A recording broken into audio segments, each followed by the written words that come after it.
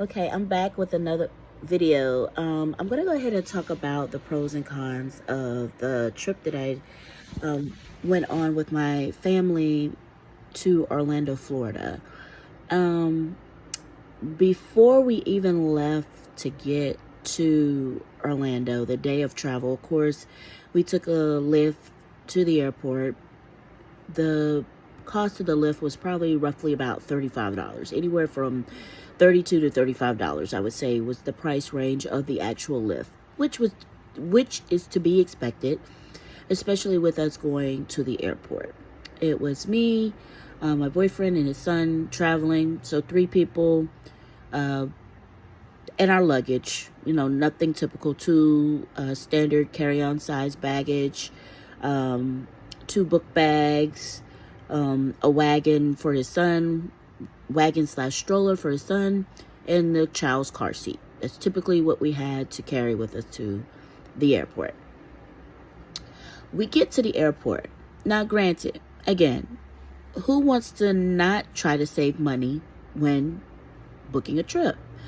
I've used budget airlines before. As far as, like, when I mean a budget, by budget airlines, is where I didn't spend a whole bunch of money on plane tickets. You get a bang for your buck.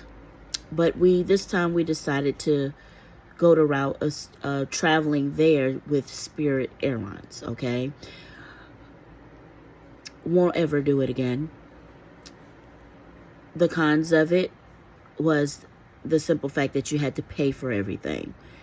When we arrived to the airport, the website originally told us that you were allowed to carry a carry-on and one personal item, which would be equivalent to a purse or a book bag. They never indicated that those items, at least the carry-on item, was not free.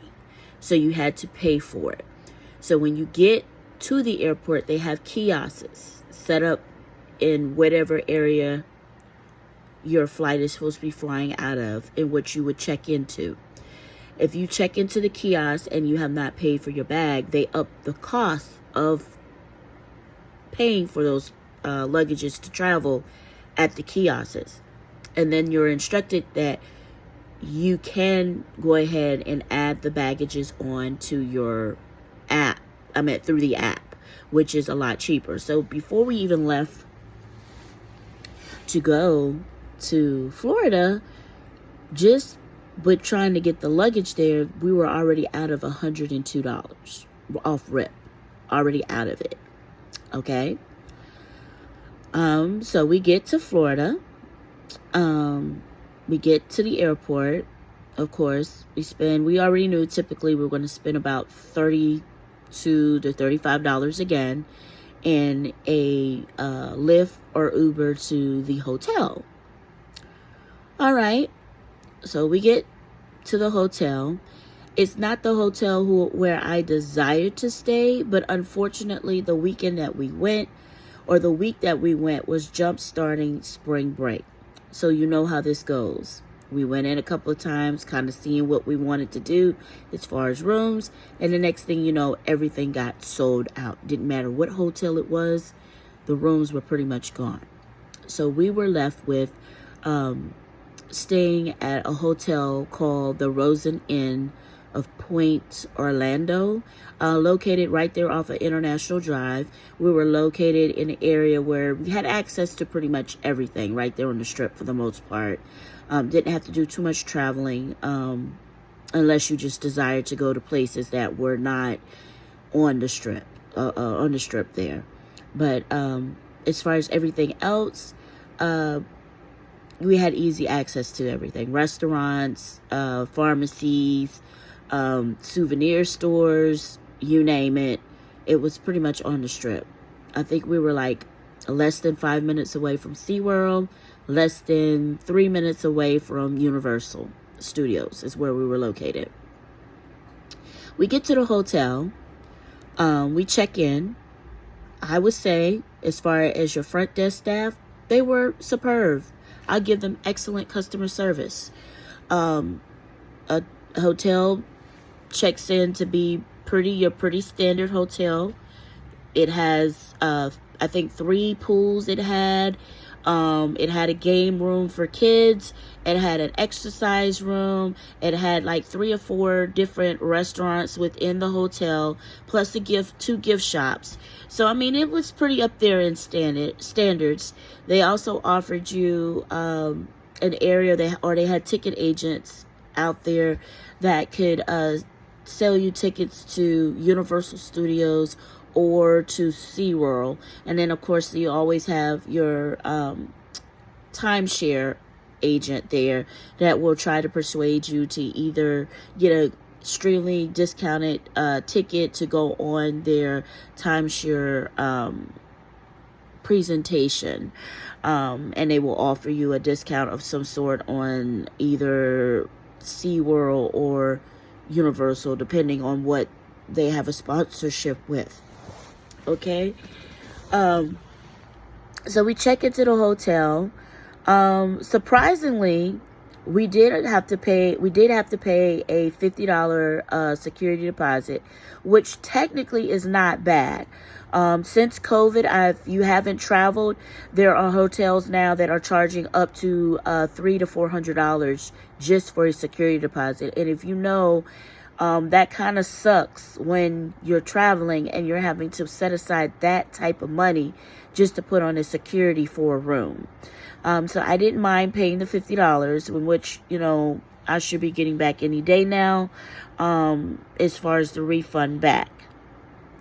Unfortunately, this specific hotel did not offer free breakfast.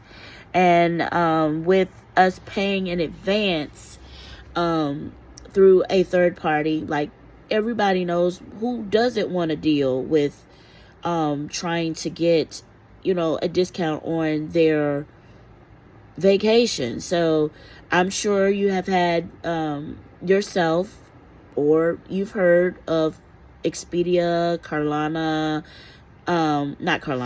Expedia, Travelicity, Hotels.com, Booking.com. I mean, there's so many different agencies now that will provide you a service for a discounted rate or a bundle rate for travel. Try to save you a little bit of money. You get your bang for your buck type deal. So this hotel did not offer free breakfast, but they did have a really nice cafe that served buffet style breakfast, pretty much full service. They had like the little waffle machine where you can make your waffles to the side. They serve pancakes every day, fruit. If you're on a Hispanic level, they had their buffet also catered to Hispanics as well. That region does have a lot of Hispanic culture. My boyfriend currently right now, he is Hispanic, so he took pride in, being able to be back home, because he's originally from Miami. So he took pride in being able to be back home and experience being able to eat food, what he called Florida style. We really enjoyed ourselves. The buffet was not that expensive. I think it ended up averaging about $13.50 per adult.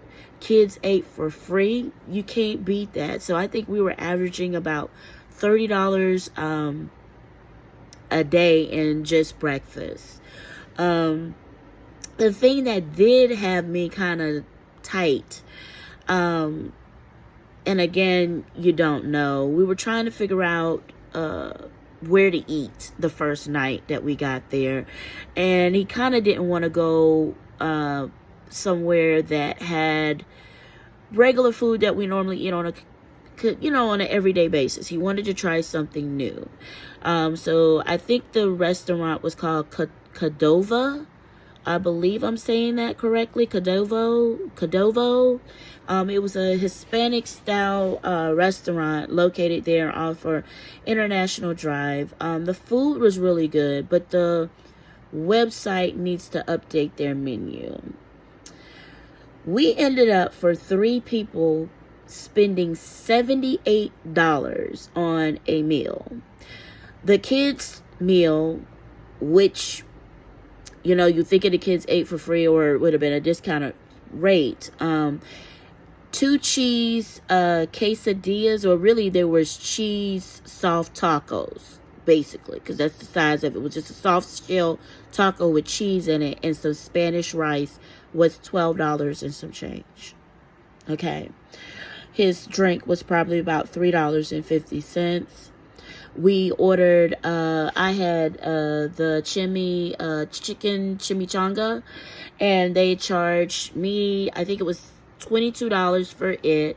And my boyfriend ended up eating what they call, quote unquote, excuse the language, but it is actually written this way on the menu, a big ass burrito. And that big ass burrito was $18.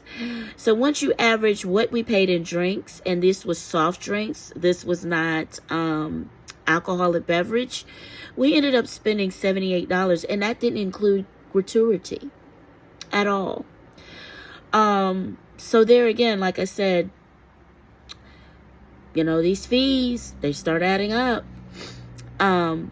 Food was good. I'll show you a picture of the food along with the street corn, which probably was a ear of corn that they chopped into threes, and they charged $9 for that. Yeah, and chips and salsa, $3.50. Definitely wasn't worth it. The food was good, but it was not up to $78 standards. I'm sorry, I've had better. Okay, so again, like I said, I'm not complaining. I'm over here to school you. And I said this video is about the pros and the cons. Keep that in mind.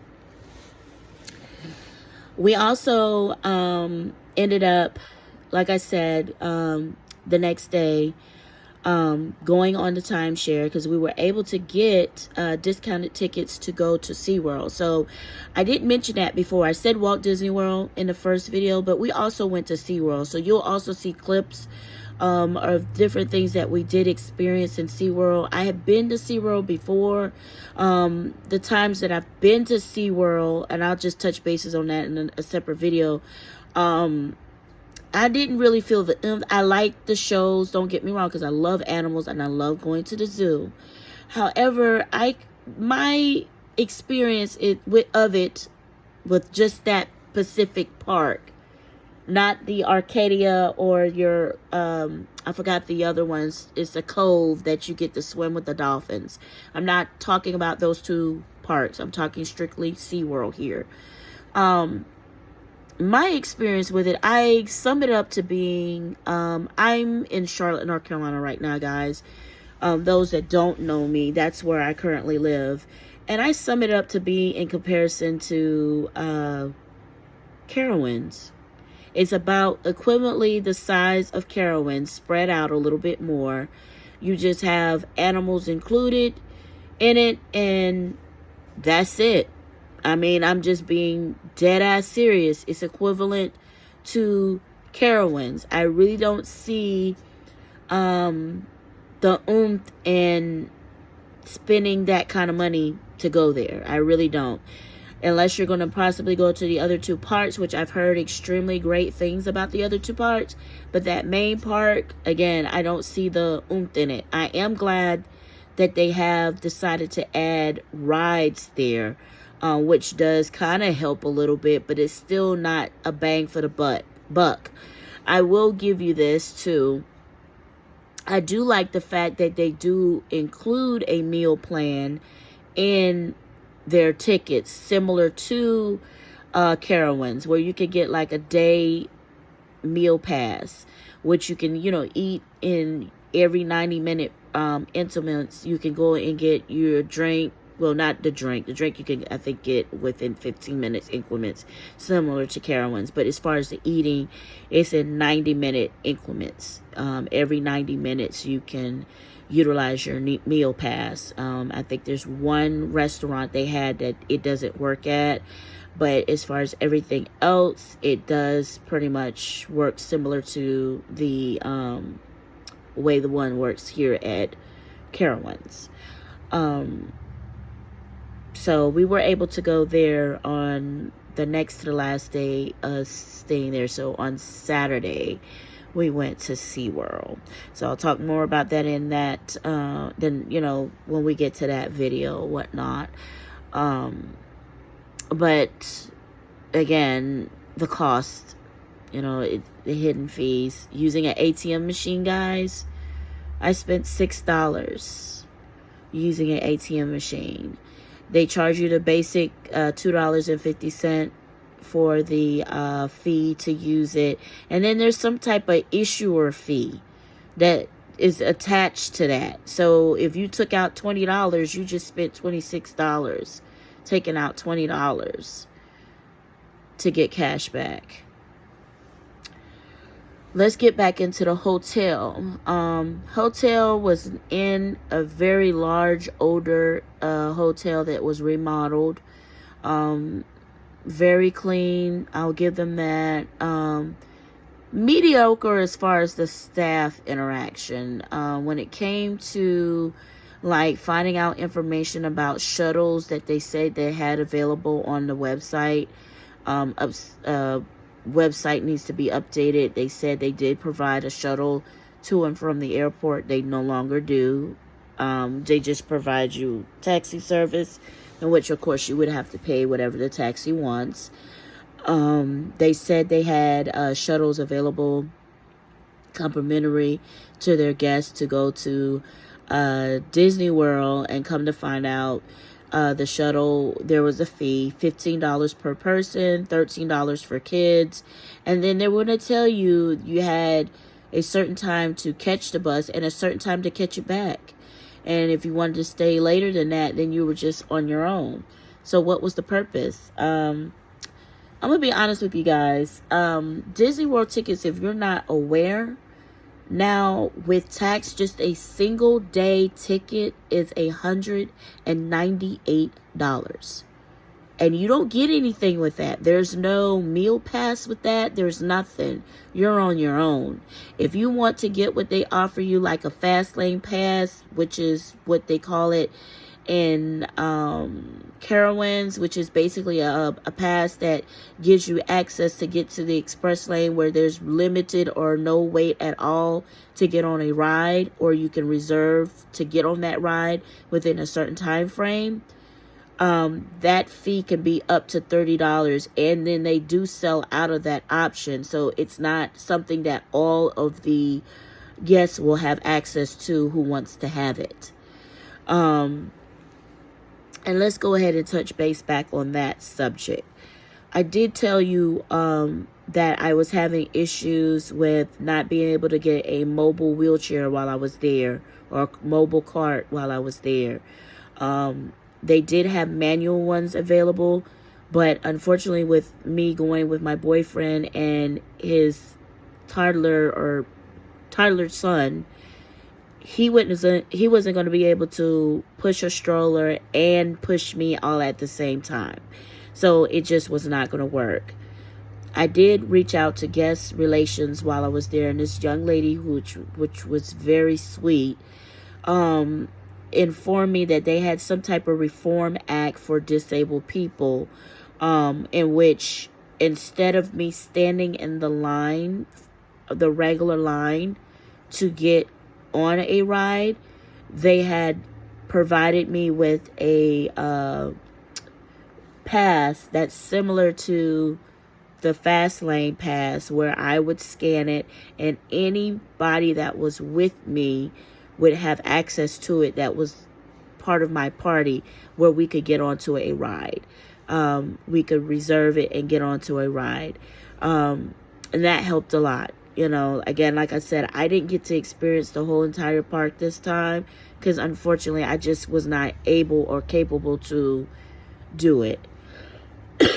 Which in the beginning I was very discouraged, and I even did get upset. I cried because when you're spending that kind of money and you want to be able to participate like anyone else and you're not able to because you're limited, it's a slap in the face, especially with paying that kind of money for tickets. So again, like I said, I was really hurt by it. But she reassured me that that pass is good for 60 days. Anytime I want to come back to Walt Disney World, I just let them know, and they will go ahead and set it up for me again. But again, I was talking about that cost in there as far as like the wheelchair in there and everything else. Flying back, we flew Frontier Airlines. Never again, guys. I will say this somewhat taught me a lesson. I've flown cheap before, but normally it's been with your more major airlines like Delta or US Air, just using those as examples. And never had the experience having to pay for luggage, and their fee to take a carry-on bag was much higher than what I had to pay for the items to come back on Spirit. So we ended up spending $150 just to get our items flown back home, and that's not including the taxes. With the taxes, you're looking at $223 that we spent just to get our luggage back to Charlotte, literally. And that's insane. That's insane. This is not nothing that we were paying your workers to put on the bottom of the plane or anything. Literally, me carrying that onto the plane and putting it over my head cost me $85 per person. It's insane.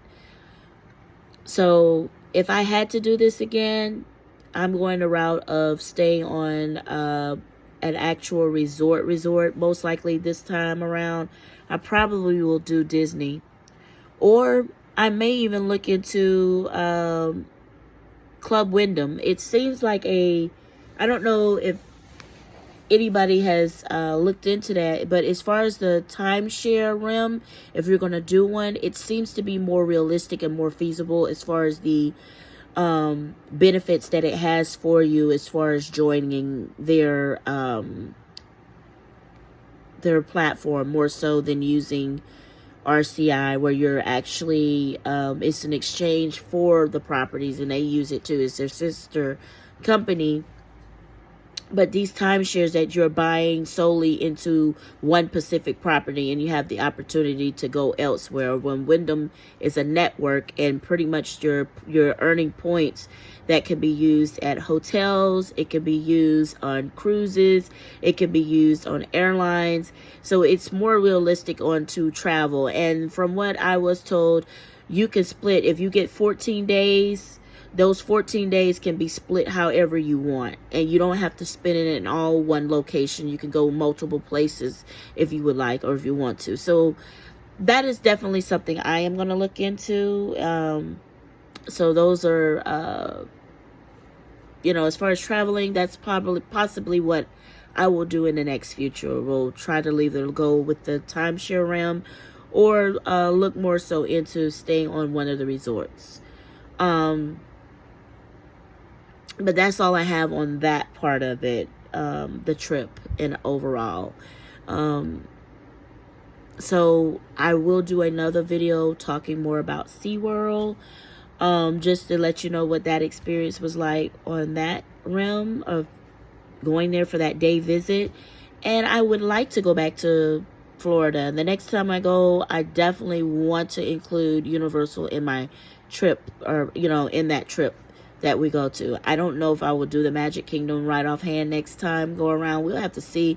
I'm willing to give Magic Kingdom another chance, because like I said, I grew up being able to go there. But yeah, like I said, I'm kind of disappointed in the Magic Kingdom, but I'm not willing to shoot it down to say I would never ever go again. I won't say that, but they definitely need to work on it. They took out Mickey's Toontown, and I was unaware of that. That just goes to show you how long ago it's been since I've been. I think the last time we've been was back in 2016, 2017. Was the last time I've been to Disney World. And, that was like one of the main things any child that's preschool age, or at least kindergarten, up to kindergarten, from infant to about kindergarten, would enjoy. You would just take the train from once you got off the monorail and went through the main gate. You would go upstairs, catch the train, and it would take you over there into Mickey's Toontown. And the kids had like a little playground. They had a little clubhouse like on the Disney Channel. And those kids would have a ball. You take them over there, wear them out, and then you could go anywhere you want to after that in the park. But I know things, like I said, things are changing. But Disney, please keep it in mind. There's some rides that you all let go that it wasn't worth leaving. I mean, it really wasn't. But this is enough for now. I'll touch bases with you all at another time. But thank you for listening to me. And I will be sticking some clips in here. Not in this video, but in the next video. Just mainly me probably doing a talk over of the pictures and what you're seeing and so on and so forth as you're looking at what I'm showing you. But thanks again, and please like and subscribe. And remember, nothing but positive vibes. I'm just talking to you about my experiences and what I experienced when I went on my trip to Orlando recently that I took. But nothing but positive vibes. Thank you, and have a nice day.